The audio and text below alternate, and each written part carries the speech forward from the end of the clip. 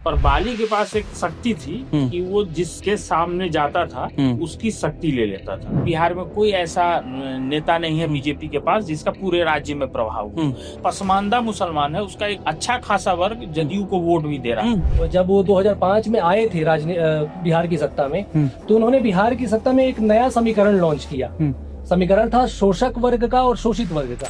वहां जमीन पे लोगों से बात करें तो एक चीज कहते हैं कि लाख कमी हो लेकिन नीतीश कुमार नहीं तो कौन। जितना होना चाहिए था उतना नहीं हुआ।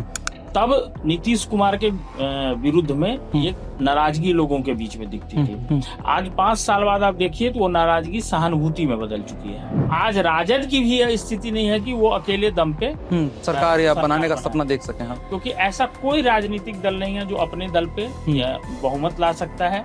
उसको नीतीश कुमार के सीटों की आवश्यकता अभी भी पड़ेगी। तो दोनों का अपना फिक्स वोट बैंक है, ये सभी जानते हैं कि भाई 30% के आसपास इनका भी है, 30% के आसपास इनका भी है। लेकिन बचे जो लोग हैं, वो जो डिसाइसिव फैक्टर है वोटिंग का, वो बचे लोग किसके पास जाएंगे? पहले दिखने में तो 2 ध्रुव का लग रहा है, लेकिन एक तीसरा ध्रुव भी तो आ रहा है बिहार की राजनीति में। राजनीति जो है ना, बयानों से, रील से, चर्चाओं से, ठीक है, इससे राजनीति की दशा और दिशा तय नहीं होती है। राजनीति की दशा और दिशा इससे तय होगी कि आप कितने सीट लाते हैं, आप कितना वोट लाते हैं। 2025 की स्थिति है 2020 से। तो क्या हुआ कि मीडिया ने हर हफ्ते खबर चलाई कि कुर्सी अब गई कि तब गई। विरोधियों ने समीकरण और तारीखें भी बता डाली कि इस दिन ऐसे कुर्सी चली जाएगी। लेकिन सियासत के इस महीन खिलाड़ी ने हर समीकरण के सामने हर बार एक नया समीकरण खड़ा किया और कुर्सी पर बरकरार रहा। नाम कहें या बदनाम कहें, लेकिन एक दौर ऐसा आया कि मीडिया में इस व्यक्ति के नाम के सामने कुर्सी कुमार की उपाधि जोड़ दी गई। जब एक गठबंधन छोड़कर पुराने गठबंधन में गया तो एक वक्त उसने जिसे अपना भतीजा कहा, उसी ने उसका नाम पलटू चाचा रख दिया। इस क्रम में सब कुछ हुआ, लेकिन यह नहीं हुआ कि मुख्यमंत्री कार्यालय के सामने की नाम पट्टिका बदली हो। गंगा में कितना पानी बहा उसका अंदाजा लगाया जा सकेगा, लेकिन इसका अंदाजा कैसे लगाएंगे कि वो कौन सी बात थी कि व्यक्ति कुर्सी से कभी नहीं हट सका और आज तक बैठा है। कहीं पर मैंने उस व्यक्ति का जिक्र करते हुए कामायनी की तर्ज पर लिखी गई कुछ पंक्तियां पढ़ी थी कि पाटलिपुत्र के उत्तुंग शिखर पर बैठ विला की शीतल छां, एक पुरुष उत्सुक नयनों से देख रहा था प्रलय प्रवाह। आपको अंदाजा लग पा रहा होगा कि ये उत्सुक नयन किस पुरुष के हैं। चुनावों का सीजन है और ये ऑप इंडिया का बिहार विमर्श का कार्यक्रम है, और बिहार को लेकर अगर विमर्श हो और उसमें नीतीश कुमार की चर्चा ना हो तो बात थोड़ी सी हल्की पड़ जाएगी। इसीलिए इस कड़ी में, इस कार्यक्रम में हम चर्चा कर रहे हैं नीतीश कुमार को लेकर के। नमस्कार, मेरा नाम है अनुराग मिश्रा और आप ऑप इंडिया पर देख रहे हैं हमें। हमारे दाहिने तरफ बैठे हैं अजीत झा सर और बाईं तरफ बैठे हैं रोहित पांडे, और इन लोगों के साथ हम समझने की कोशिश करेंगे कि आखिर नीतीश कुमार कौन है, क्या है, क्यों वो आज तक, जब पहली बार कुर्सी पर 2005 में बैठे थे, उसके बाद से आज तक लगातार वो कुर्सी पर बने हुए हैं। सर, सबसे पहले आपके साथ ही शुरू करते हैं। क्या वजह है कि नीतीश कुमार कभी नहीं हट पाते हैं उस कुर्सी से, या कोई हटा नहीं पाता है उन्हें? मतलब बीच में हटे भी तो वो अपनी मर्जी से हट करके फिर वापस बनाया। मतलब अभी हम लोग कल रावण का दहन किए हैं, ठीक है। तो रामायण में एक चरित्र है बाली का, सुग्रीव के भाई थे आप। तो बाली में बहुत सारे अवगुण थे, पर बाली के पास एक शक्ति थी कि वो जिसके सामने जाता था उसकी शक्ति ले लेता था और खुद को ताकतवर बना लेता था। तो नीतीश कुमार की राजनीति को अगर आप बिहार में देखेंगे, समझेंगे, तो आपको लगेगा कि ये बिहार की राजनीति के बाली हैं। ये जब लालू यादव के साथ थे, शुरुआत में तो इनकी राजनीति थी, लालू यादव ये सब एक साथ थे। बाद में लालू यादव से अलग हुए, इन्होंने अपनी समता पार्टी बनाई। समता पार्टी का राजनीतिक प्रदर्शन वैसा नहीं हुआ, अकेले भी उन्होंने चुनाव लड़ा। उसके बाद उस समय बिहार में जो लालू के बाद का जो विकल्प था वो बीजेपी था। बीजेपी धीरे धीरे उभर रही थी, क्योंकि धीरे धीरे कांग्रेस, वामपंथी दल सब लालू के साथ शिफ्ट हो रहे थे। तो बीजेपी स्वाभाविक है कि विपक्ष की ताकत बन के उभर रही थी। तो ये बीजेपी के साथ जुड़े। बीजेपी के साथ जुड़े तो शुरुआत में ऐसा नहीं था कि इनकी बड़ी भूमिका थी। इन्होंने धीरे धीरे अपने लिए बड़ी भूमिका नीतीश कुमार पहले छोटे भाई के तौर पर आए, लेकिन हाँ। वक्त के साथ उन्होंने और अपना वो फिर उसके बाद उन्होंने क्या किया कि वो बीजेपी की ताकत लेकर खुद को बड़ा किया।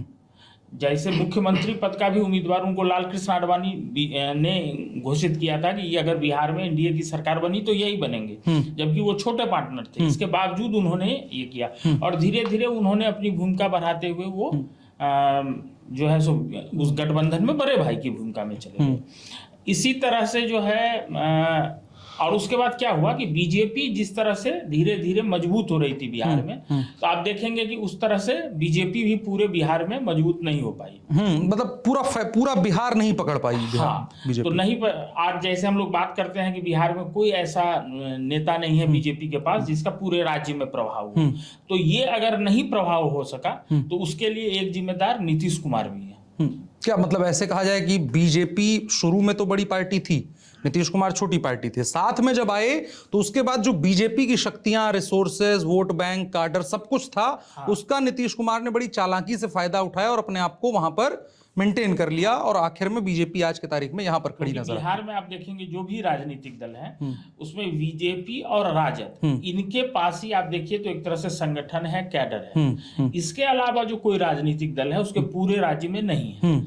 तो नीतीश कुमार जब चुनाव लड़ते हैं, मतलब जदयू में नेता हैं, ऐसी बात नहीं है कि नेता नहीं है, जदयू का जिला का संगठन नहीं है, सब कुछ है। लेकिन जब चुनाव में आप उतरते हैं और कार्यकर्ता और कैडर की जरूरत होती है, तो अगर ये भाजपा के साथ होते हैं तो भाजपा के साथ होते हैं तो भाजपा और अनुसांगिक संगठन जिसमें संघ की शक्ति भी है या संघ के अन्य जो संगठन है उनकी, ये सभी कैडर जहां जदयू का कैंडिडेट लड़ रहा है वो उसी तरह से ये मशीनरी जो है वो इनके साथ काम करती है।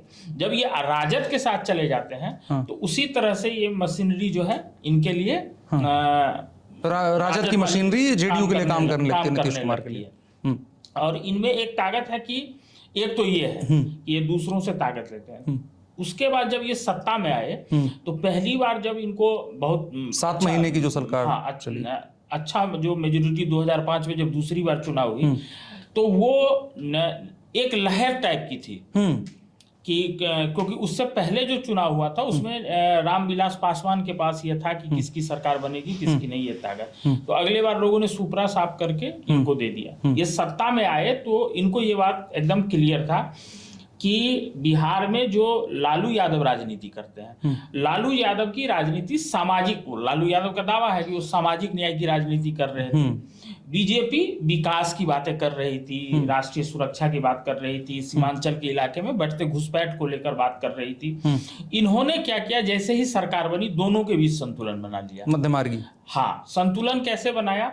एक तरफ इन्होंने आधारभूत संरचना पर काम करना शुरू किया, जैसे सड़क बनने लगी बिहार में अचानक से, क्राइम कंट्रोल हुआ, तो ये सब चीजें थी जिससे लोगों को दिखने लगा कि विकास हो रहा है। तो एक जो वो बीजेपी का था वो भी इन्होंने अपना लिया। दूसरा इन्होंने क्या किया, दलितों में वहां दलितों का वर्गीकरण किया, अति पिछड़े जो थे उनको और वर्गों तक लाभ पहुंचाया।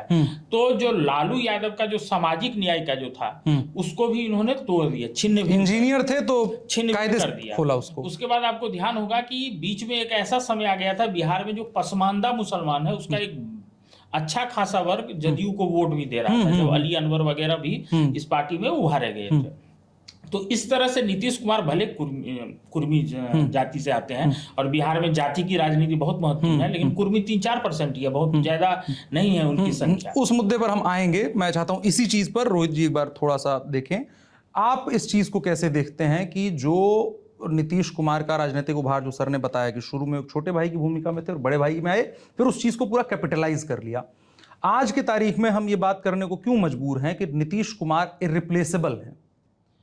नीतीश कुमार को इररिप्लेसेबल कई कारणों से जाना जा सकता है। पहला तो सर ने बताया कि पॉलिटिकल कॉज है, कि जो उनकी जो पार्टी है कम सीटों के बावजूद वो सत्ता में कई बार आ जाते हैं, और शुरुआत में छोटे भाई की भूमिका में उन्होंने निभाई, बाद में बड़े भाई की भूमिका निभाई, धीरे धीरे भाजपा के कैडर को भी उन्होंने अपने में शामिल किया। चुनाव के टाइम पे राजद का कैडर उनके साथ मिल जाता है, कई बार जब राजद के साथ गठबंधन में रहते हैं, भाजपा के साथ गठबंधन में रहते हैं तो भाजपा का कैडर मिल जाता है। तो नीतीश कुमार पहला तो पॉलिटिकल कॉज के कारण इररिप्लेसेबल है।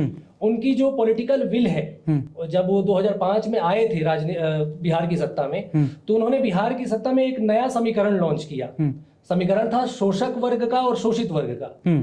लालू यादव को आप देखेंगे तो लालू यादव ने सोशल जस्टिस का नारा दिया था चारों तरफ, कि हम सामाजिक न्याय के पुरोधा हैं। और उस सामाजिक न्याय के पुरोधा के रूप में उन्होंने ये बोला कि भाई कुछ ऐसी जातियां हैं, वो रोटी पलटने वाला जो कांड है, भाई हमने रोटी का वो पलट दिया, रोटी पहले दूसरी साइड चल रही थी, अब हमने दूसरी साइड पलट दिया। लेकिन उससे फायदा कितने लोगों को हुआ, उससे नुकसान कितने लोगों को हुआ, ये ज्यादा आकलन की बात है। लालू यादव जिस क्लास की बात करते हैं कि भाई इनका हमने उद्धार किया, वो कुछ ही लोगों का उद्धार था, वो कुछ ही जातियों का उद्धार था। बाकी सारी जाति एक तरह से शोषक के रूप में शोषित के रूप में काम कर रही थी। तो ये शोषक और शोषित का वर्ग था, नीतीश कुमार ने इसको कैपिटलाइज किया। नीतीश कुमार किसी वो कुर्मी समुदाय 3-4% है, उनके पास कोई एक जातिगत बैट नहीं है नीतीश कुमार के पास। जिस तरह से आप तेजस्वी यादव जी को देखें तो इनके पास 15% का एक लेकर के चलते हैं समीकरण जो है।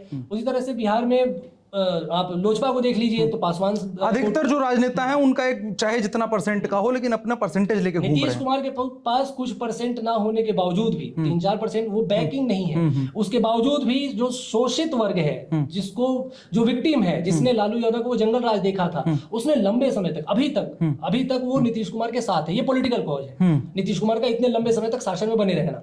दूसरा है सोशल कॉज।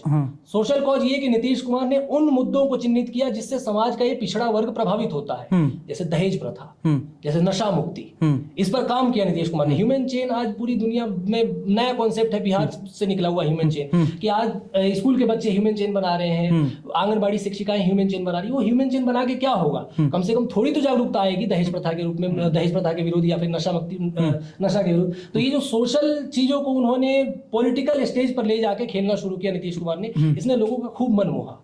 पॉलिटिकल और सोशल बाकी चीजों पे तो सर मैं वही चीज जहां इन्होंने शुरू करा कि रोटी पलटने वाली जो बात थी, उसको थोड़ा समझाइए कि लालू प्रसाद यादव या जो तत्कालीन जो बिहार की एस्टेब्लिश्ड पॉलिटिक्स थी, उसमें एक वर्ग जिसकी सियासत होती थी, नीतीश कुमार ने जो जातीय समीकरण या सामाजिक समीकरण में उस चीज को कैसे बदला और उसने कैसे उनके लिए एक फायदे का काम किया या चीजें कैसे बदल दी? देखिए, जैसे नीतीश कुमार ने अपना जो राजनीतिक आधार जो है वो बढ़ाया 2-3 चीजें।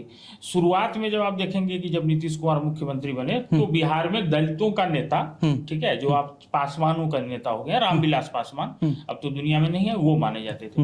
उन्होंने वो दलितों में एक महादलित वर्गीकरण किया। तो और जो जातियां थी पासवान के इतर, वो इनके साथ गोलबंद हुई। इसी तरह ओबीसी में नन यादव, जिनको सत्ता का वो लाभ नहीं मिल रहा था, जो ये कह रहे थे रोहित, उनको अपने साथ जोड़ा। उसके अलावा एक बड़ा काम किया जिसमें सारे समीकरण टूटे, वो है महिला। इस चीज को विस्तार से उन्होंने क्या किया कि छात्राओं को, आपको ध्यान होगा कि साइकिलें बांटी गई थी। तो अब वो लड़की, उस समय आपको भले वो लड़की स्कूल में पढ़ रही थी, लेकिन बाद के वर्षों में वो लड़की मतदाता बनी। वो मतदाता बनी तो वो कैसे भूलेगी कि वो घर के सीमाओं में कैद थी। उसको एक व्यक्ति ने साइकिल दिया, स्कूल आने की आजादी दी और कहीं भी जाने की टनटनाते हुए आप चले जाइए। और आज भी जब चर्चा करते हैं तो कई लोग जो बाहर से बिहार जाते हैं और वो बताते हैं कि बिहार कैसे बदल गया है, तो कहते हैं कि मैंने देखा कि रात के अंधेरे में लड़कियां स्कूटी से जा रही थी। तो कहाँ, मतलब जहां लड़के शाम में बिहार में घर से निकलने से डरते थे, ठीक है, सामान्य आदमी नहीं निकल सकता था, वहां लड़कियों को उन्होंने साइकिल दिया और उससे वो जो आत्मविश्वास पैदा हुआ, तो आज जो है लड़कियां स्कूटी तक आ गई हैं। दूसरा उन्होंने क्या किया, पंचायत में महिलाओं को आरक्षण दिया।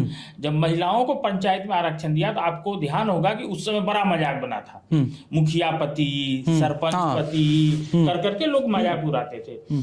आज आप देखिए कि कहीं कोई मुखिया पति का, सरपंच पति का चर्चा आ रहा है। उन महिलाओं ने मेन स्ट्रीम में अपने लिए जगह बना ली इतने सालों के बाद।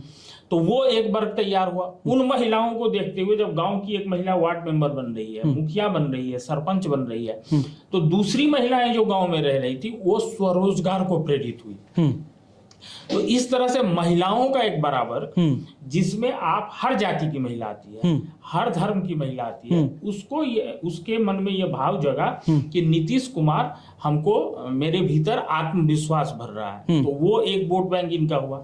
बाद में इसको, जैसे इन्होंने बताया कि वो दहेज वाला, शराब वाला, ये सब तमाम योजनाएं, सारी चीजें और अंदर तक घुसते गए। महिला वोट के लिए जितने भी जरूरी मुद्दे थे उन सबको इन्होंने टच किया और सही से उस पर काम किया। और फिर बाद में उनके हाथ में पैसा भी दिया। कि जैसे मतलब आंगनवाड़ी से उनको जोड़ा, या तमाम तरह की जो योजनाएं हैं रोजगार करने के लिए, स्वरोजगार करने के लिए, उनके हाथ में पैसा भी आने लगा। तो वो जो नारियों का एक तरह से हर तरह से सशक्तिकरण हुआ, सिर्फ सामाजिक सशक्तिकरण नहीं हुआ, वो आर्थिक तौर पे भी हुआ, तो राजनीतिक तौर पे भी उनकी आवाज आरक्षण के कारण आने लगी। क्योंकि फिर उनमें से जो है आप देखिए कि भले राजद में आज रितु जायसवाल हैं, लेकिन कितनी महिलाएं जो हैं मुखिया चर्चित हुई, राष्ट्रीय स्तर तक हुई, राष्ट्रपति से पुरस्कार मिला सर। तो उन्होंने इस तरह की महिलाओं को आगे बढ़ाया, और इससे एक जो बड़ा वोट बैंक तैयार हुआ वो आज भी इनका आधार है। मतलब आप शराबबंदी की बहुत सारी आलोचनाएं होती हैं, लेकिन फिर भी महिलाओं का एक बड़ा तबका है जिसको इससे राहत मिली है, और वो इस कारण से भी आज तक नीतीश कुमार के साथ जुड़े हुए हैं। रोहित, मैं एक चीज़ इस पे और थोड़ा सा जानना चाहूँगा। इन चीज़ों की बात हुई, सरकार के बहुत सारे काम होते हैं। लालू यादव के समय को अगर हम याद करें तो जंगल राज के तौर पर उसे याद किया जाता है। नीतीश कुमार, क्या आज जो उनकी इर्रिप्लेसेबल जो उनको कहा जा रहा है, कई बार जब हम बात करते हैं लोगों के साथ, मैं बिहार में काम कर रहा था, वहाँ ज़मीन पे लोगों से बात करें तो एक चीज़ कहते हैं कि लाख कमी हो लेकिन नीतीश कुमार नहीं तो कौन वाली जो अल्टरनेटिव कौन है, वो क्या फैक्टर है? नीतीश कुमार ने एक मुख्यमंत्री के तौर पर सरकार में बैठने के बाद वो क्या चीज करी जिसकी वजह से एक चीज तैयार हो गया कि नहीं, पैरेलल कोई नहीं नजर आता है सामने, तेजस्वी यादव कितना भी कोशिश कर लें और राजनेता तमाम कोशिश कर लें, कोई उस चीज को नहीं भर पाता है जो नीतीश कुमार हैं। वो क्या चीजें हैं? इसमें कुछ बातें तो अजीत सर ने अभी बता दी कि उन्होंने जो जो काम महिलाओं के लिए किया उसको सर ने विस्तार से बताया। उसी में कुछ चीजें मैं और जोड़ना चाहता हूँ। नीतीश कुमार पिछले 20 वर्षों से लगभग, बीच में आप एक साल का हटा सकते, तो 20 वर्षों से लगभग वो सत्ता में है। आप लोग भी जानते हैं कि 5 वर्ष मुश्किल से बहुत होते हैं एंटी इनकम्बेंसी। अगर सरकार के खिलाफ थोड़ा सा भी रोष है जनता में, 5 वर्ष काफी होते हैं, अंडर करंट भापने लगते हैं पत्रकार। लेकिन आप 20 वर्षों के बाद भी, अभी बिहार में चुनाव होने वाले हैं, आप जाएंगे ग्राउंड रिपोर्ट में, तो आप जब ग्राउंड पे जाके लोगों से बात करेंगे, तो अभी तक तो हम लोग गए नहीं है, लेकिन दूर से जहां तक हम देख पा रहे हैं, आपस में जो गांव के लोगों से हमारी बातचीत होती है, कोई ऐसी under current anti incumbency Nitish Kumar के खिलाफ अभी भी नहीं है। हाँ, कुछ मुद्दों पर नाराजगी हो सकती है, तो सबसे होती है, लेकिन उसके बावजूद कोई ऐसी एंटी इनकम्बेंसी का भाव नहीं है कि नीतीश कुमार को उखाड़ के फेंक देना है, ऐसा कुछ भी नहीं है। उसके बहुत सारे कारक हैं। सबसे पहला कारक कि गाँव में, चूंकि बिहार ज्यादातर बिहार के युवा तो अभी शहरों में हैं, कुछ कमा रहे हैं, कुछ पढ़ रहे हैं, कुछ देश में बड़े पदों पे सेवा कर रहे हैं। गांव में जो बुजुर्ग हैं, जो महिलाएं हैं, वो बातचीत करते हैं आपस में। अब वो बातचीत करेंगे तो उनकी बातचीत का केंद्र जब राजनीति आएगा, तो उनकी बातचीत के केंद्र में ये भी आएगा कि सरकार ने हमारे लिए क्या किया। तो नीतीश, जैसा कि सर बता रहे थे कि नीतीश कुमार ने महिलाओं के लिए क्या क्या किया, उसमें कुछ मैं डेटा से सर की बात को बैक करना चाहता हूँ। बिल्कुल बता तो बिल्कुल सही रहे थे कि जब बिहार में महिलाओं के लिए 50% आरक्षण लागू हुआ था यहाँ पे पंचायती राज अधिनियम में, तो कानून तो ये कहता है कि 33% आरक्षण देना है, लेकिन कानून से ऊपर उठकर नीतीश सरकार ने 50% तक का आरक्षण दिया। आज बिहार से निकली हुई, सर भी बता रहे थे कि आज बिहार से निकली हुई महिलाएं राष्ट्रपति से पुरस्कार पा रही हैं। तो जनप्रतिनिधि के रूप में जो महिलाओं की हैसियत बढ़ी है बिहार में, महिलाओं के पास ये एक वो शक्ति का आभास हुआ है कि भाई मैं कुछ डिसीजन ले सकती हूँ। आमतौर पर हम देखते हैं कि घर में भी हम लाके पैसा कमा के लाके अपनी पत्नी को, अपनी माँ को दे देते हैं, वही घर चलाती है। तो अगर महिला घर चला सकती है तो गाँव भी तो चला सकती है, जिला भी तो चला सकती है। महिलाओं को इस बात का एहसास नहीं था, वो एहसास दिलाया इस सरकार ने। दूसरा, न सिर्फ पंचायती राज में बल्कि नौकरियों में भी ठीक ठाक आरक्षण है। देश में जो 29 राज्य हैं, इनमें हर राज्य के पास अपनी पुलिस है। बिहार की जनसंख्या तो चलिए आप साइड करिए, महाराष्ट्र की जनसंख्या बिहार से अधिक है, बंगाल की अधिक है, यूपी की अधिक है। कहीं पे भी सर इतना पुलिस बल नहीं है जितना महिलाओं का बिहार में। तो ये महिलाओं के लिए जो काम किया है, तो ये काम तो दिख रहा है ना। महिलाओं के लिए जो तीसरा काम है शराबबंदी का है। शराबबंदी का आप दूर से बैठ के चाहे कितना, कमियां हैं प्रशासनिक लेवल पर, कुछ कमियां आ जाती हैं। कमियां हैं कि भाई शराब, इतनी सख्ती के बावजूद कुछ लोग शराब बेच देते हैं, कुछ लोग शराब ले लेते हैं, पी लेते हैं, वो अलग बात है। लेकिन शराबबंदी से जो डायरेक्ट इम्पैक्ट पड़ा है middle class, lower middle class महिलाओं के जीवन में, वो साफ साफ दिखता है। डेटा, ये एक लैंसेट करके एक पत्रिका है, जर्नल है, आपने सुना होगा, बड़ी प्रतिष्ठित पत्रिका है, ब्रिटेन की थी, अभी तो अलग अलग एरिया में वो सर्वे करती है। तो जब बिहार में शराबबंदी लागू हुआ तो उसके 5 साल बाद 21-22 के आसपास लैंसेट ने ये सोचा कि इस शराबबंदी का असर क्या हुआ, जाके हम एक बार चेक करें ग्राउंड पे। तो उन्होंने बड़ा एक सैंपल सर्वे अपना देखा, लगभग 20-25 लाख लोगों से बातचीत की उन्होंने। उस आधार पे उन्होंने बोला कि शराबबंदी के पहले बिहार में हर हफ्ते में एक घर वाला, जो 3-4 लोगों का जो परिवार होता है, हर हफ्ते वो एक परिवार 1000 रुपए खर्च करता था। शराबबंदी के बाद वही परिवार अब 1400 रुपए खर्च करता है हर हफ्ते। इसके अलावा हर साल बिहार में महिलाओं के ऊपर जो हिंसा होती थी, मारपीट, गाली गलौज, जो भी हिंसा होती थी, हर साल 21 लाख की कमी आई है। हर साल 21 लाख बहुत बड़ी संख्या है। रिपोर्टिंग के मामले से देखा जाए तो कई चीजें तो रिपोर्ट भी नहीं होती, लेकिन अगर रिपोर्टिंग भी 21 लाख कम हुई है महिलाओं के ऊपर हिंसा से, तो बहुत बड़ा नंबर जो अपने आप में चीजों को दिखाता है। मैं एक चीज, लेकिन यहाँ पर जो मैं आलोचना के पर्सपेक्टिव को अगर देखूं, जो वहाँ के पत्रकार पत्रिकाओं को पढ़े हैं, तो ये चीज़ कही जाती है कि हाँ, महिलाओं के लिए ठीक काम कर दिया, ये चीज़ें ठीक हो गई, जंगल राज के दौर से बाहर निकाल लाए। लेकिन नीतीश कुमार पर यह आरोप लगता है कि पिछले 8-10 साल से नीतीश कुमार स्टक्ड हैं, वो कुछ चीज़ों को आगे नहीं बढ़ा पा रहे हैं। उसके बावजूद भी वो अभी सरकार में कोई सवाल नहीं उनके ऊपर उठ रहा है, लेकिन इन चीज़ों पर तो सवाल होना चाहिए कि नीतीश कुमार के ऊपर जो भरोसा लोगों ने दिखाया है, क्या नीतीश कुमार पिछले 10-12 वर्षों में उन भरोसे पे खरा उतर पा रहे हैं, उन चीज़ों को चेंज कर पा रहे हैं? क्योंकि एक माहौल बनाने की कोशिश की जा रही है कि लोग भरोसा कर रहे हैं, ऑप्शन नहीं है तो क्या है, लेकिन फिर भी नीतीश कुमार के ऊपर सवाल अब गहरे होते जा रहे हैं। तो क्या वाकई ऐसा है कि नीतीश कुमार ने पिछले 8-10 साल में कुछ नहीं किया है, वो सिर्फ पिछला अपना खा रहे हैं जो काम किया वहाँ पर, या कुछ है? नहीं, नीतीश कुमार की आलोचना इसलिए नहीं हो रही है कि वो कुछ नया नहीं कर रहे हैं। नीतीश कुमार की आलोचना इस बात को लेकर हो रही है, हम लोगों ने भी कई बार उनकी बहुत तीखी आलोचना की है, वो इसको लेकर हो रही है कि जो जितना होना चाहिए था उतना नहीं हुआ, और उसके लिए इनके राजनीतिक प्रयोग को भी जिम्मेदार माना जाता है। और आप जो रोहित कह रहे थे कि मैं 2020 में गया था बिहार में, जब चुनाव हो रहे थे ग्राउंड पे, तब नीतीश कुमार के विरुद्ध में एक नाराजगी लोगों के बीच में दिखती थी। आज 5 साल बाद आप देखिए तो वो नाराजगी सहानुभूति में बदल चुकी है। क्यों बदल चुकी है? क्योंकि यह बात हर आदमी आपको कहेगा कि जितना होना चाहिए था उतना नहीं हुआ, ये नहीं हुआ, वो नहीं हुआ। लेकिन असली बात यह है कि जब तक आप चर्चा करेंगे तो ये आप मतलब नीतीश कुमार से आप नफरत करते हैं, कुछ भी करते हैं। बिहार की सच्चाई यही है कि बिहार ने जो बदलाव देखा है वो बदलाव नीतीश कुमार के आने के बाद देखा है। बिहार में जो ऐसा नहीं है कि आज अपराध पूरी तरह से बंद है, लेकिन जाति के नाम पे जो है बच्चों से लेकर बुजुर्गों तक काट दिए जाए, जो नरसंहार होता था, क्या आपने इस दौर में वो सुना है? बिहार में एक समय नक्सलियों का प्रभाव था, वो देखिए आज कहाँ है? नहीं है। वो गृह युद्ध की स्वरूप लेने वाला था एकदम। बिहार में शाम ढलने के बाद बाजार नहीं खुलते थे, आज लोग देर रात तक जो है सो घूम रहे हैं। आप पटना के मरीन ड्राइव पर जाके नेता विपक्ष ही रील बना रहे हैं, ठीक है। सड़क वगैरह की आप बात छोड़ दीजिए, तो तमाम चीज, अपहरण उद्योग था, आज बिहार में उद्योग धंधे नहीं आ रहे हैं, लेकिन अपहरण उद्योग नहीं है, ये एक बड़ा टेंशन खत्म हो गया ना। तो ये बात जरूर है कि नीतीश कुमार की सारी आलोचनाएं इसके इर्द गिर्द सिमटी हुई है कि जितना काम होना चाहिए वही चीज की वो अटके हुए हैं, वो रफ्तार अटकी हुई है। लेकिन जो दूसरा विकल्प है, लोगों को भय यह है कि यह जो दूसरा विकल्प आएगा वो इस काम को, हो सकता है कि आज जो भी हो रहा है वो नहीं हो पाएगा, वो ठप हो जाएगा, हम बैक गियर में चले जाएंगे। तो क्या बिहार विकल्पहीन हो चुका है? नहीं, विकल्पहीन तो कभी नहीं होती है राजनीति, ठीक है।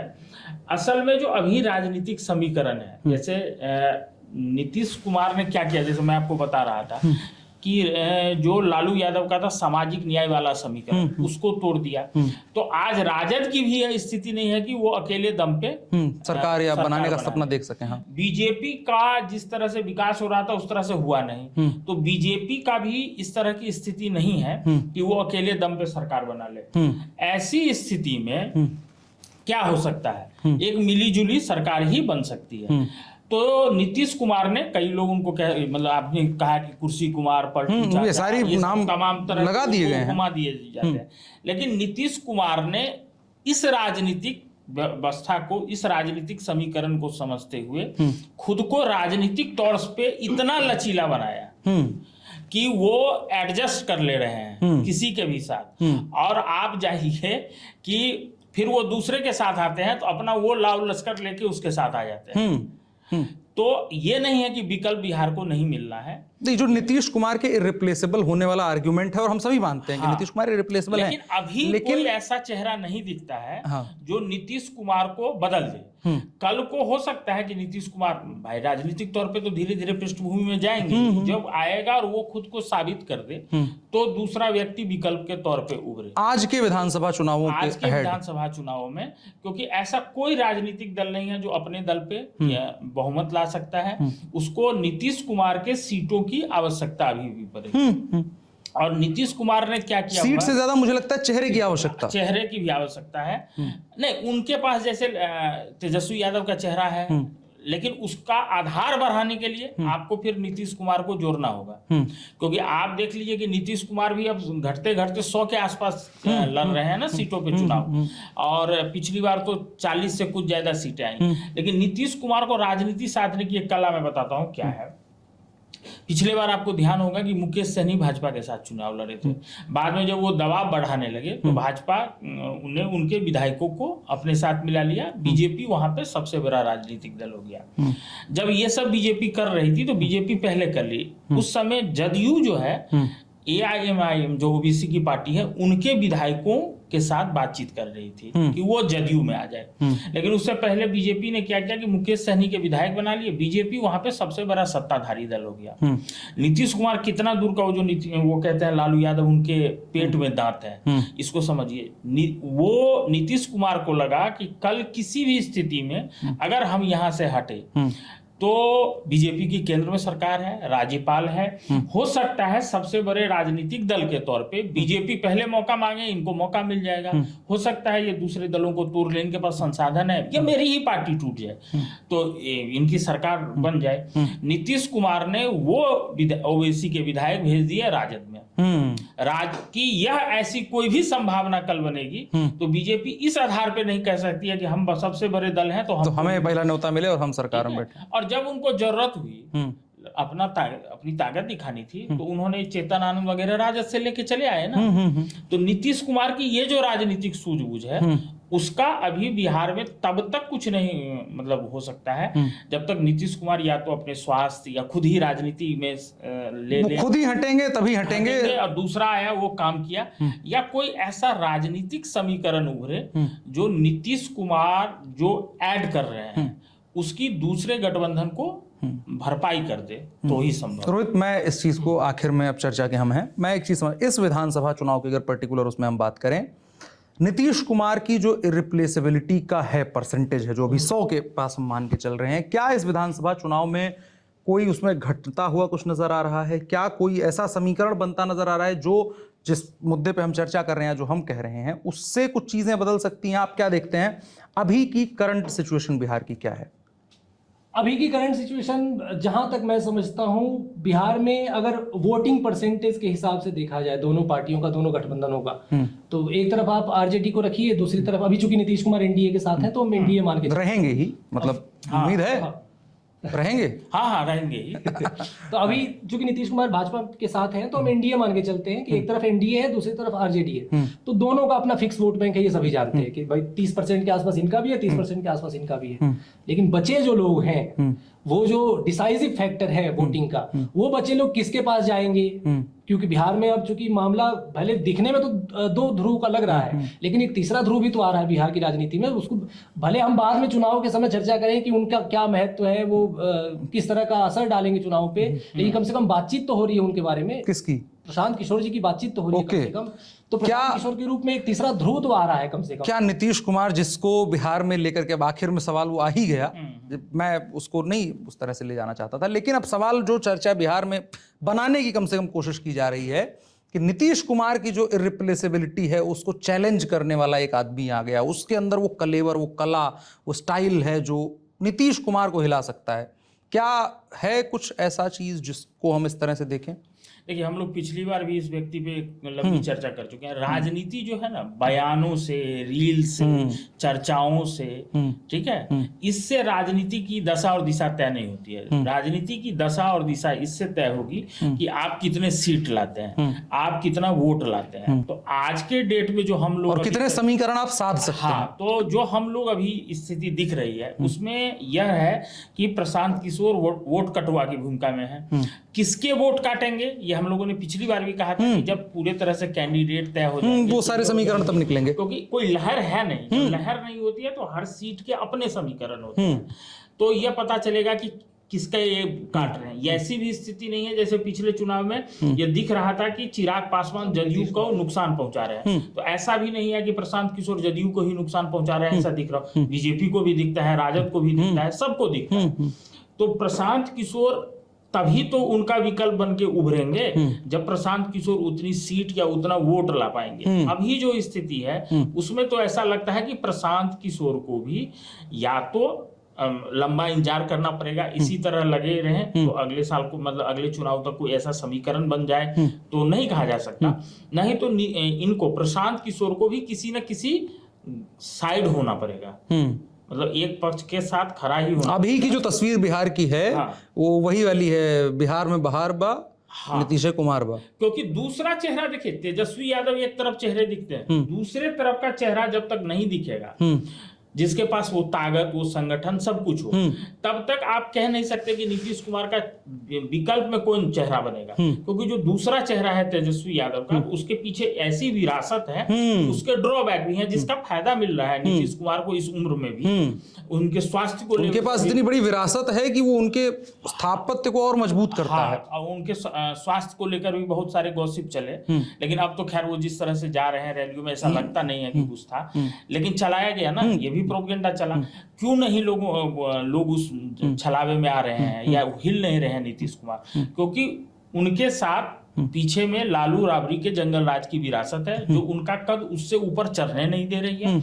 और इधर से कोई दूसरा चेहरा अभी उभर के नहीं आ रहा है जिसके लिए आप कह सके कि नीतीश कुमार का ये विकल्प है। प्रशांत किशोर आज के डेट में नीतीश कुमार का विकल्प, वो तो कहीं से कहीं तक मुझे लगता है काउंट में भी नहीं रखना चाहिए। रोहित, मैं आखिर में आपसे फिर से उस चीज पे आऊं, नीतीश कुमार को आप कहाँ देखते हैं आज के तारीख में? अगर देखें तो जो इरिप्लेसेबल वाली, जो बार बार हम लोग जिस टर्म को लेकर के आ रहे हैं, नीतीश कुमार के विकल्प के तौर पर क्या कोई, मतलब आपने तो इस चीज का जिक्र कर ही दिया और सर ने उसका बता ही दिया, लेकिन नीतीश कुमार की आज की स्थिति क्या है बिहार में? आपको क्या फाइंडिंग है? आखिर में कमेंट।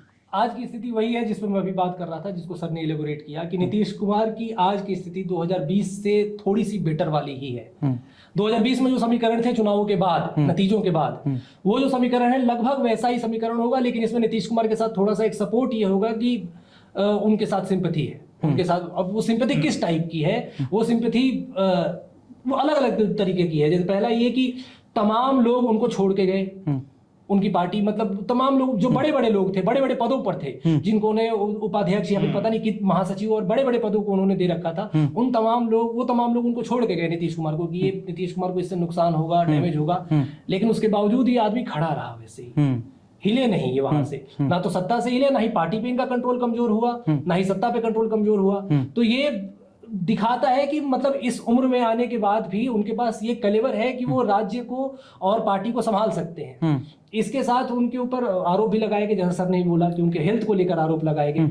तो ये तमाम चीजें जब एक आदमी पर अटैक होता है ऐसे डायरेक्ट, तो लोगों की सिंपैथी भी आती है। लोग पुरानी बातों को भी तो याद करेंगे, यार हमने 2020 में इनके साथ ऐसा किया, बावजूद इसके मतलब इन्होंने हमारे लिए लगातार काम किया, वो सारी चीजें भी लोग ध्यान रखेंगे। 2025 की स्थिति है 2020 से थोड़ी सी बेटर नीतीश कुमार के लिए, नॉट दैट बेटर, उतनी ज्यादा ऐसा भी नहीं होगा कि अकेले अपने दम पे जदयू 100 सीटें जीते, ऐसा भी नहीं होगा, लेकिन पहले से चीजें बेहतर होंगी नीतीश कुमार। आखिरी कमेंट सर आपके क्या है? हम तो यही जो रोहित कह रहे हैं, जो हम लोगों ने जहां से बात शुरू की थी, कि एकदम सही कह रहे हैं आप। देखिए जॉर्ज फर्नांडिस, शरद यादव, किन लोगों के साथ नीतीश कुमार ने राजनीति शुरू की। बाद में जब आरसीपी सिंह वगैरह आए तो लोग कहते गए कि अरे यही जदयू चला रहा है, यही नीतीश कुमार चला रहे हैं, ठीक है। और आप देखिए कि नीतीश कुमार ने उन लोगों को छोड़ा, नीतीश कुमार को कोई नुकसान नहीं हुआ, उन लोगों की राजनीतिक दुकान बंद हो गई। और बिहार की राजनीति में आप देखिए, ये नीतीश कुमार नहीं थे, ये नीतीश कुमार के लिए कहा जाता था पहले लालू यादव के यही चाणक्य है, ठीक है। नीतीश कुमार के लिए एक रंजन यादव हुआ करते थे, राज्यसभा सांसद राजद, उनके लिए भी कहा जाता था कि लालू यादव की ये चाणक्य है। रंजन यादव लालू यादव से अलग हुए, राजनीतिक बियाबान में चले गए। लेकिन नीतीश कुमार को जिस आदमी ने को हटाया, साइड किया, भले प्रचारित किया गया कि यही चला रहे हैं सब कुछ, वो लोग बियाबान में गए, नीतीश कुमार वहीं के वहीं खड़े हैं।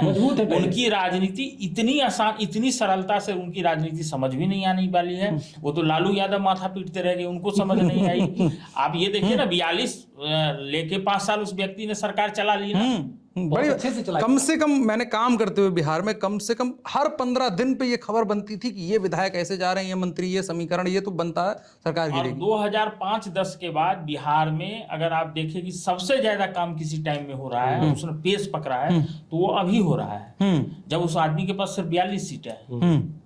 तो राख में मिलाने की जितनी कोशिश हुई, वो एक काल्पनिक पक्षी है ना, फिनिक्स। तो मुझे नीतीश कुमार पे वो सटीक एकदम कहावत बैठी है कि नीतीश कुमार एक फिनिक्स पक्षी हैं जो अपनी राख से भी उठकर खड़े हो सकते हैं। और इतना चूस लिया है सब दलों को कि जब नीतीश चले भी जाएंगे तो उनको खड़े होने में एक झटके में खड़े नहीं हो पाएंगे। बीजेपी को ही अगर पूरा विस्तार राज्य में करना है, राजद को ही करना है, किसी भी दल को, तो उसको समय लगेगा। नीतीश कुमार के जाने के बाद भी वो पर्दे के पीछे से भी तब तक देते रहेंगे। नीतीश कुमार जाएंगे, रहेंगे, इन तमाम चीजों को हमने समझने की कोशिश करी। कुल मिलाकर के बात एक ही निकल के आ रही है कि जो कुछ भी है, केंद्र अभी भी सत्ता का नीतीश कुमार बने हुए हैं। चुनावों के बाद पता चलेगा कि बने रहेंगे कि नहीं बने रहेंगे, लेकिन अभी के जो समीकरण दिखा रहे हैं वो कमोबेश यही दिखा रहे हैं कि हालात कुछ ज्यादा बुरे नहीं होंगे, शायद बेहतर भी लोगों के हिसाब से नजर आ सकते हैं। आप लोगों की राय क्या है, कमेंट बॉक्स में बता सकते हैं। आप ऑप इंडिया देख रहे थे, धन्यवाद।